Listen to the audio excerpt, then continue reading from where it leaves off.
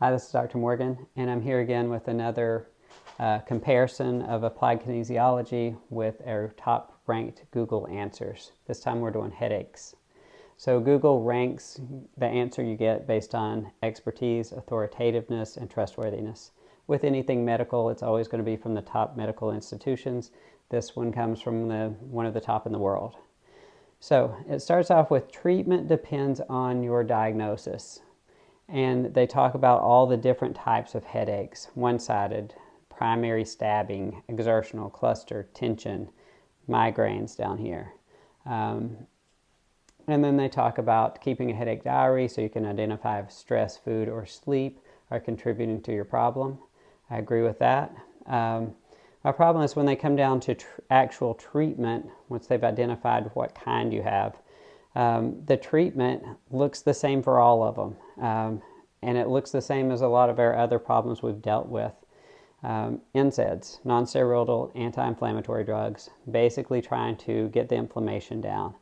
On the surface, it seems to make perfect sense. You have inflammation, take an anti-inflammatory, but you really need to figure out, number one, why you're not making your own anti-inflammatory hormones, and number two, what you need to do so that you are making them.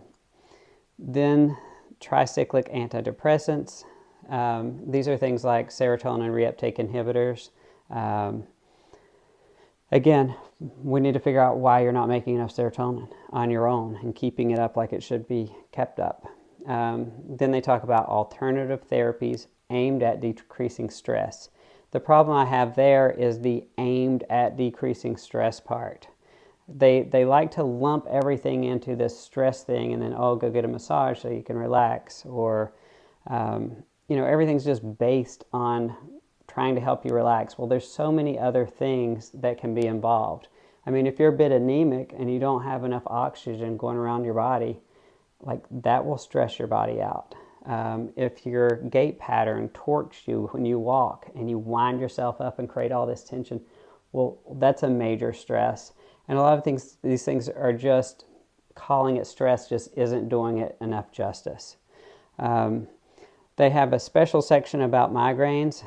They talk about some of the basic things: going in a quiet, dark room, massage again, caffeine, NSAIDs again.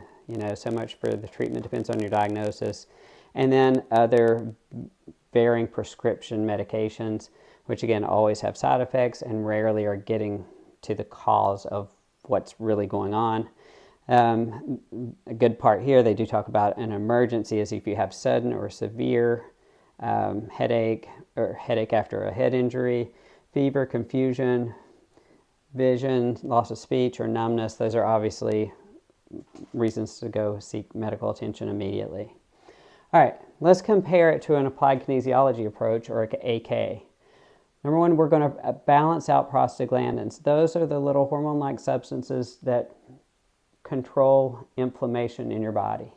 And we get them from our consumption of fats. So grass-fed beef, farm fresh eggs, heavy whipping cream, nuts, seeds, fish, butter. All those things are going to help you make your own anti-inflammatories. It can get a little bit more complicated if you're already doing these things, but NSAIDs still help you. There's all these little cofactors. And with applied kinesiology, we can figure those out. Histamine can cause lots of inflammation. So where they talked about foods here, identifying if a food is creating histamine, obviously we want to find out which one it is and avoid it. Hormones, like they don't talk about it at all, but how many women get headaches with their menstrual cycle? Cranial faults. The bones in your skull actually move, and they create a little pump, and it pumps the fluid that coats your brain and your spinal cord. And they coordinate with the TMJ and with the pelvis. There's this craniosacral therapy that's really good, and we would want to evaluate that, make sure all that's moving exactly like it should, make sure the temporal mandibular joint, the jaw joint, is balanced out. Some people, if their teeth don't click together just right, their body goes into this fight or flight mode because it's like it can't position itself and know where it is. Different neurotransmitters, just like the serotonin reuptake inhibitors, we would want to help you get the right amount of serotonin, help your body produce more on its own. Same thing with GABA and dopamine, acetylcholine if you have headaches in the front.